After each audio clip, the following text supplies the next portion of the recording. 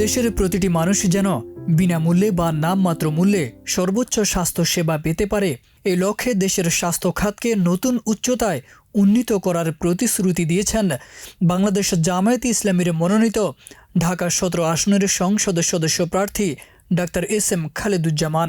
বাংলাদেশের যে হাসপাতাল আছে, এই হাসপাতালগুলোতে সঠিক যন্ত্রপাতি এবং যদি আমাদের জনবল নিয়োগ করা হয়, তাহলে বাংলাদেশে অনেক স্বাস্থ্য সেবার যে বর্তমান যে সেবা রাষ্ট্রীয়ভাবে সরকারিভাবে দেওয়া হচ্ছে, কম করে হলেও তার 10 গুণ বৃদ্ধি করা সম্ভব বলে আমি মনে করি।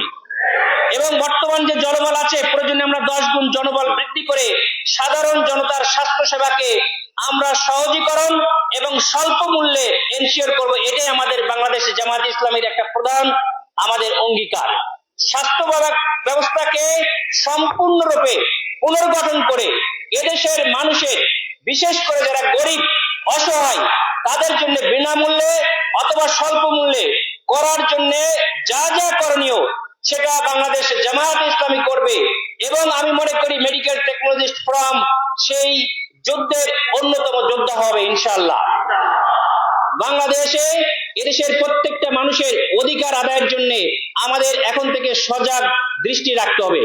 আমরা আশা করি বাংলাদেশ জামায়াতে ইসলামীর আমির যে প্রত্যয় ব্যক্ত করেছেন যে জামায়াতে ইসলামী ক্ষমতায় গেলে আমরা শাসক হব না, আমরা সেবক হব। সেই সেবক হওয়ার জন্য সবচেয়ে বড় সুযোগ আমি মনে করি ডাক্তার, টেকনোলজিস্ট, নার্স আমাদের সবচেয়ে বড় সুযোগ আছে। সুতরাং আমরা এই সেবক হওয়ার জন্য আমাদের সর্বস্ব দিয়ে আগামী ইলেকশনে আমরা কাজ করব এবং ইলেকশনের পরে স্বাস্থ্য ব্যবস্থাকে পুনর্গঠনের জন্য প্রত্যেকটা কর্মী রকম আমাদের যা যা ভূমিকা নেওয়ার সেটার সর্বোচ্চ ত্যাগ করে আমরা নেমে যাব মাঠে। ১৭ অক্টোবর রাজধানীর মহাখালীস্থ আইএসটি অডিটোরিয়ামে জুলাই আকাঙ্ক্ষা ও স্বাস্থ্য সংস্কার শীর্ষক সেমিনারে প্রধান বক্তার বক্তব্যে তিনি এই প্রতিশ্রুতি ব্যক্ত করেন। বলেন, বর্তমান স্বাস্থ্য খাতে ব্যক্তিগত স্বার্থপরতা, ভারসাম্যহীনতা, অদক্ষতা এবং পদ্ধতিগত দুর্বলতা চরম পর্যায়ে পৌঁছেছে। এ সময় তিনি জামায়াতে ইসলামীর স্বাস্থ্য নীতির বিভিন্ন দিকও তুলে ধরেন, যা এই খাতের উন্নয়নে কার্যকর ভূমিকা রাখবে বলে জানান। সেমিনারে প্রধান অতিথি হিসেবে উপস্থিত ছিলেন ন্যাশনাল ডক্টরস ফোরাম NDF এর কেন্দ্রীয় সভাপতি অধ্যাপক ডাক্তার নজরুল ইসলাম।